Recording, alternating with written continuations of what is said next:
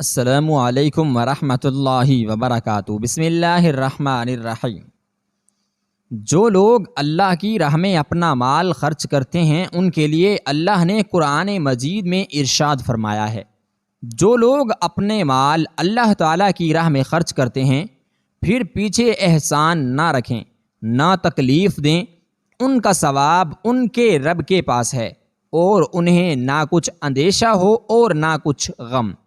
نبی علیہ الصلاۃ والسلام کی بعض بیویوں نے آپ علیہ السلام سے پوچھا کہ سب سے پہلے ہم میں آخرت میں آپ علیہ الصلاۃ والسلام سے کون جا کر ملے گی؟ تو آپ صلی اللہ علیہ وآلہ وسلم نے فرمایا، جس کا ہاتھ سب سے زیادہ لمبا ہوگا۔ فرماتی ہیں اب ہم نے لکڑی سے ناپنا شروع کر دیا تو حضرت سودا رضی اللہ تعالی عنہا سب سے لمبے ہاتھ والی نکلیں۔ ہم نے بعد میں سمجھا کہ لمبے ہاتھ والی ہونے سے آپ صلی اللہ علیہ وسلم کی مراد صدقہ زیادہ کرنے والی سے تھی۔ صدقہ کرنا آپ علیہ السلام کو بہت محبوب تھا۔ صدقہ اللہ تعالیٰ کے غصے کو دور کرتا ہے اور بری موت سے بچاتا ہے۔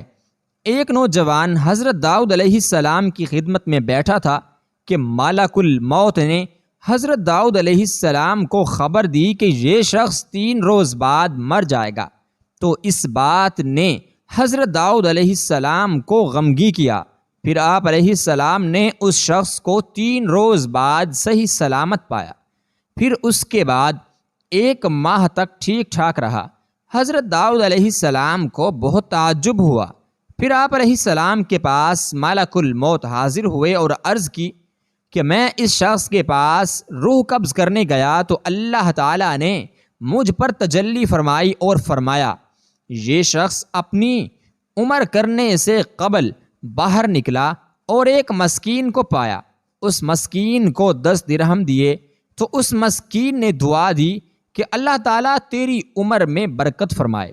پس اس کی دعا قبول کی گئی اور اللہ تعالیٰ نے اسے ہر درہم کے بدلے 1 سال عطا کر دیا ہے۔ سبحان اللہ۔ حضرت داؤد علیہ السلام کے زمانے میں ایک بڑھیا تھی، اس نے ایک مرتبہ 3 روٹیاں راہ خدا میں دیں اور پھر آٹا گوندنے بیٹھی۔ اچانک ہوا آئی اور اس کا سارا آٹا اٹھا کر لے گئی۔ بڑھیا حضرت داؤد کے پاس فریاد لے کر پہنچی اور ہوا کی شکایت کی۔ حضرت داؤد علیہ السلام نے ہوا کو ہلایا اور پوچھا، تم نے اس کا آٹا کیوں اٹھایا؟ ہوا نے عرض کی، ہوا کے فرشتے سے پوچھئے۔ حضرت داؤد علیہ السلام نے اسے بلایا اور اس سے پوچھا تو اس نے عرض کیا، اللہ سے پوچھئے۔ جب اللہ سے پوچھا تو اللہ تعالیٰ نے فرمایا، اے داؤد، سمندر میں ایک کشتی پر بڑے بڑے تاجر جا رہے تھے کہ ان کی کشتی میں ایک چوہے نے سوراخ کر دیا اور کشتی کو ڈوبنے کا خطرہ پیدا ہو گیا۔ میں نے ہوا کو حکم دیا کہ وہ یہ آٹا اڑا کر اس کشتی میں ڈال دے تاکہ وہ لوگ اس سے سوراخ بند کر لیں۔ چنانچہ انہوں نے اسی سے سوراخ بند کیا اور بسلامتی کنارے پر پہنچ گئے۔ اے داؤد، ان کشتی کے تاجروں سے ان کے سارے مال کا 3 حصہ اس بڑھیا کو دلاؤ۔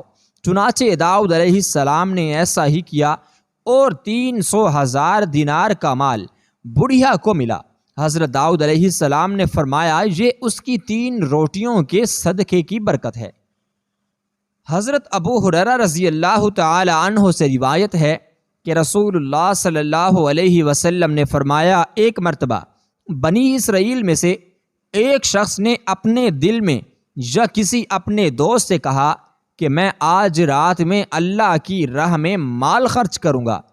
چنانچہ اس نے اپنے قصد و ارادے کے مطابق خیرات کے لیے کچھ مال نکالا تاکہ اسے کسی مستحق کو دے دے، اور وہ مال اس نے ایک چور کے ہاتھ میں دے دیا۔ اسے یہ معلوم نہ تھا کہ یہ چور ہے، جس وجہ سے خیرات کے مال کا مستحق نہیں ہے۔ جب صبح ہوئی اور لوگوں کو معلوم ہوا تو لوگ جمع گویاں کرنے لگے کہ آج کی رات ایک چور کو صدقے کا مال دیا گیا ہے۔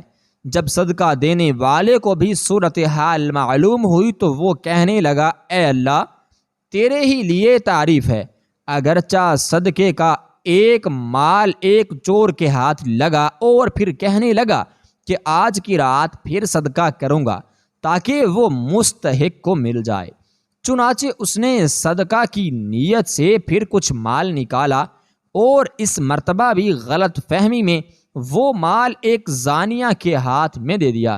جب صبح ہوئی تو پھر لوگ چمہ گوئیاں کرنے لگے کہ آج تو ایک زانیہ صدقے کا مال لے اڑی۔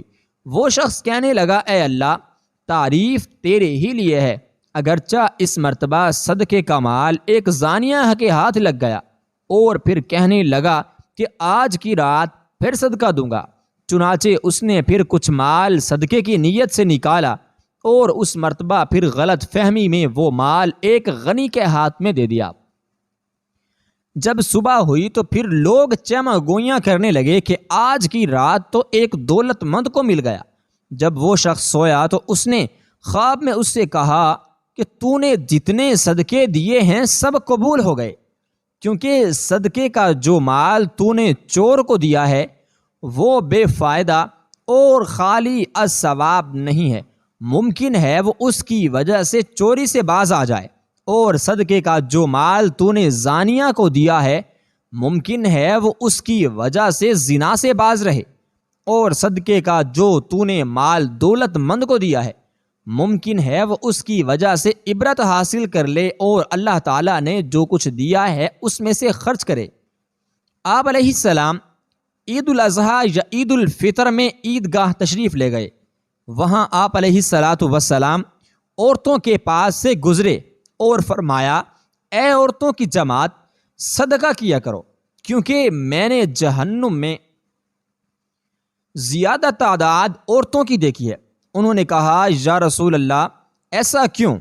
آپ علیہ السلام نے فرمایا کہ تم لان تان بہت کرتی ہو اور شوہر کی ناشکری کرتی ہو، باوجود عقل اور دین میں ناقص ہونے کے میں نے تم سے کسی کو بھی ایک عقل مند اور تجربہ کار آدمی کو دیوانہ بنا دینے والا نہیں دیکھا۔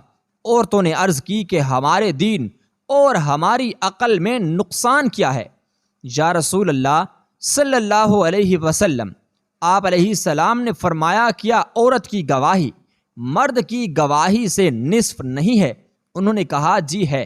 آپ علیہ السلام نے فرمایا بس یہی اس کی عقل کا نقصان ہے۔